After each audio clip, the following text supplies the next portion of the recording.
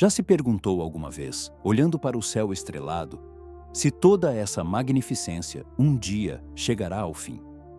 Não apenas a estrelas ou galáxias individuais, mas a absolutamente tudo. Ao espaço, ao tempo, à própria matéria. Não é uma questão de se, é uma questão de quando.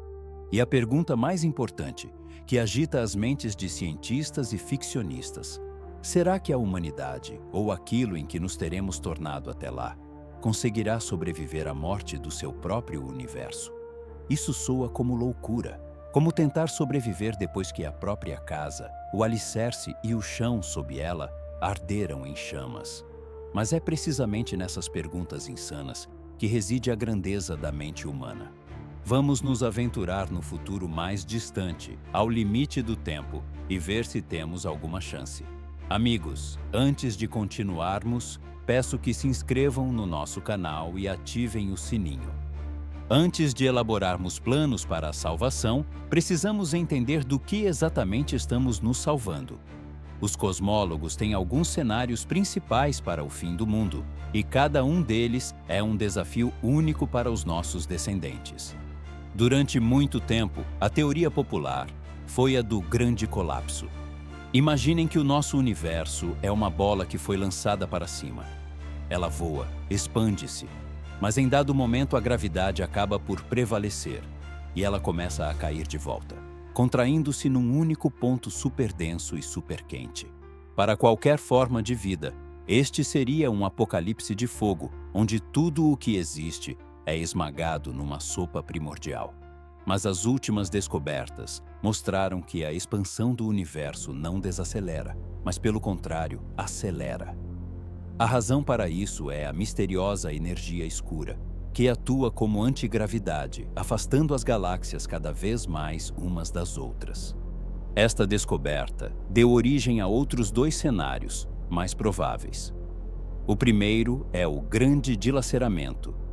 Neste cenário, a energia escura, com o tempo, torna-se tão poderosa que começa a dilacerar o próprio tecido do espaço-tempo. Primeiro, ela arranca as galáxias umas das outras. Em seguida, dilacera os sistemas estelares, lançando os planetas para longe dos seus sóis.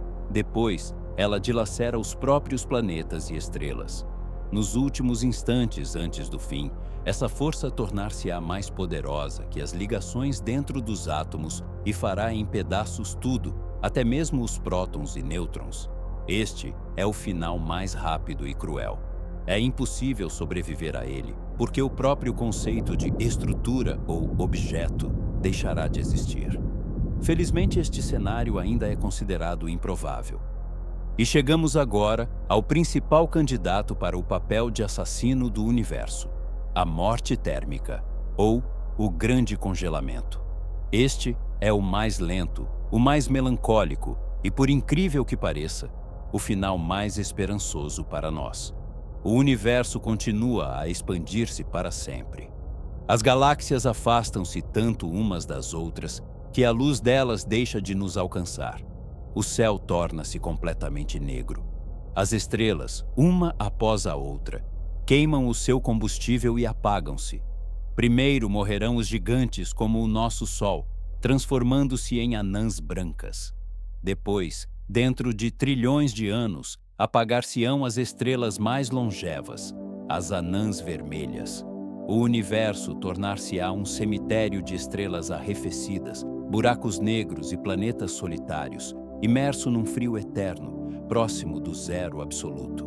É o fim da energia, o fim de qualquer movimento, o fim do tempo tal como o conhecemos. E é precisamente neste lento definhar que surge para a humanidade uma janela de oportunidades. Então, imagine. Passaram-se centenas de bilhões de anos. Nosso Sol há muito se apagou. A Terra, um bloco de gelo correndo pela escuridão. Mas a humanidade não pereceu. Nós há muito tempo abandonamos o berço natal e nos mudamos para novas estrelas. Nossos últimos redutos se tornaram sistemas de anãs vermelhas. Essas pequenas e fracas estrelas são verdadeiras longevas. Se o nosso Sol viver cerca de 10 bilhões de anos, uma anã vermelha pode brilhar por 10 trilhões de anos. Isso é 1000 vezes mais. Ao redor desses fogos eternos se aconchegarão as últimas civilizações. A vida aqui será completamente diferente. Os planetas deverão estar muito próximos da estrela para receber calor suficiente, e isso significa que eles, muito provavelmente, estarão em rotação síncrona, sempre voltados para o astro com um único lado. Numa metade haverá dia eterno, na outra, noite eterna. A própria vida, talvez, existirá numa estreita faixa do terminador, a zona de um pôr-do-sol eterno entre o calor e o frio.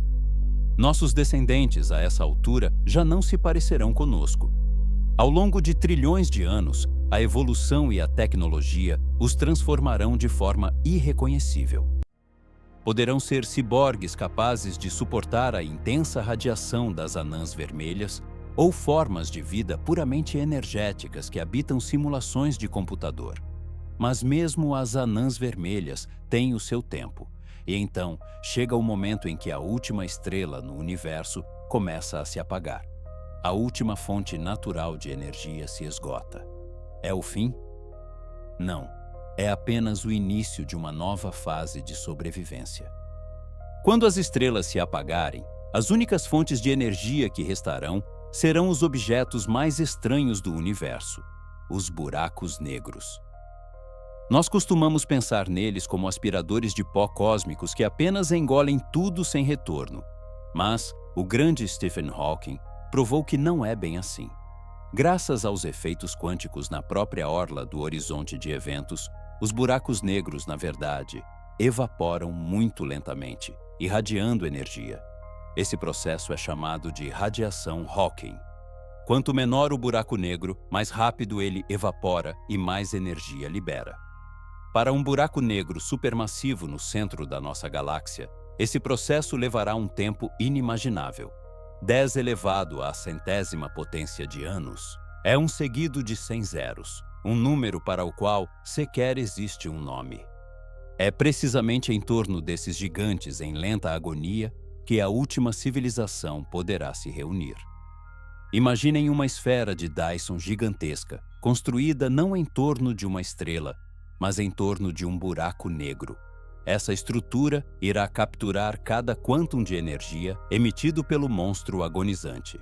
Essa energia será insignificante em comparação com a energia estelar, mas para uma civilização do futuro, super eficiente, vivendo talvez num mundo virtual, onde a velocidade do tempo pode ser desacelerada, isso poderá ser suficiente para toda uma eternidade. Eles poderão manter sua existência durante Googles de anos, observando a lenta desintegração das últimas estruturas no universo. Eles se tornarão uma civilização crepuscular, vivendo do calor residual de um mundo que se extingue. Mas nem isso é eterno. Cedo ou tarde, o último buraco negro evaporará. E então, chegará a era da desintegração da própria matéria. Algumas teorias preveem que até mesmo os prótons, os blocos de construção de tudo o que conhecemos, são instáveis. O seu período de meia-vida é colossal, talvez 10 elevado à 36ª potência de anos, mas não é infinito. Num futuro infinitamente distante, toda a matéria, estrelas arrefecidas, planetas, poeira cósmica, simplesmente se dissolverá num oceano de partículas elementares e radiação.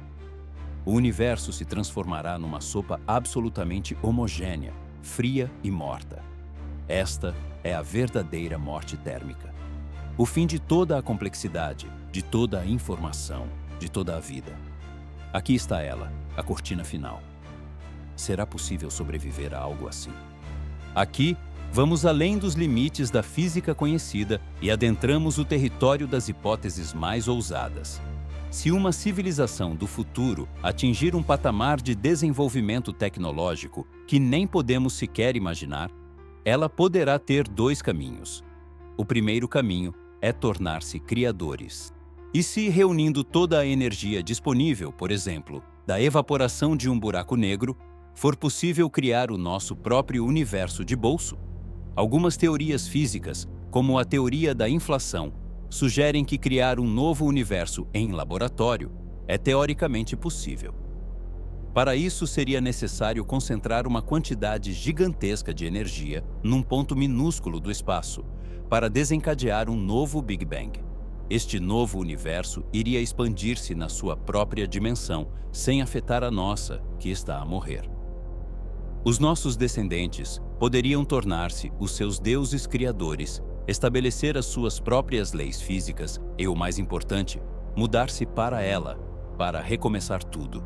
Este seria o maior ato da história.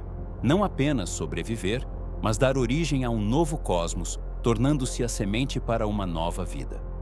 O segundo caminho é não criar algo novo, mas encontrar o que já existe. É um caminho de fuga. Estamos falando do multiverso. A ideia de que o nosso universo é apenas um de uma infinidade de outras bolhas, num meta-universo gigantesco, está a tornar-se cada vez mais popular na física teórica. E se pudéssemos construir uma ponte, encontrar ou criar um buraco de minhoca que nos levasse a outro universo, jovem e cheio de energia? Isso é pura ficção científica para os dias de hoje, exigindo o controle de energias comparáveis à energia do próprio universo. Mas se tiver trilhões de anos de sobra, talvez encontre uma maneira. Seria como os nossos antepassados a cruzar oceanos em busca de novos continentes. Só que aqui, o oceano é o vazio entre mundos, e os novos continentes são universos inteiros. Claro que tudo isso não passa de meras suposições, baseadas na nossa atual e muito limitada compreensão do mundo. Talvez não saibamos de algo. Talvez exista uma ciclicidade da qual não desconfiamos e, depois da morte térmica, de alguma forma, haja um novo Big Bang. Talvez a energia escura não seja uma constante e, no futuro, ela mude as suas propriedades, levando a um final completamente diferente. Mas a própria ideia de que a mente é capaz de enxergar tão longe e até mesmo de fazer planos para o fim de toda a existência arrebata a imaginação. Esta não é uma história sobre a perdição inevitável, mas sim sobre uma resiliência inacreditável. É uma história sobre como, mesmo diante do vazio absoluto e do frio eterno, a centelha da consciência buscará um meio de continuar a arder. Nós somos o universo, tentando conhecer-se a si próprio. E talvez o nosso objetivo final não seja meramente sermos observadores passivos da sua vida e morte, mas sim tornarmos-nos participantes ativos, capazes de reescrever o final. Talvez a última luz num universo a morrer não seja a luz de uma estrela a apagar-se ou de um buraco negro a evaporar-se. Talvez seja a luz que nós próprios acendamos, abrindo a porta para um novo amanhecer, para um novo universo. E mesmo que nada consigamos, a própria tentativa de o fazer será o maior feito na história do cosmos. Afinal, o importante não é o destino, mas a própria jornada, especialmente quando esta jornada dura até ao fim dos tempos.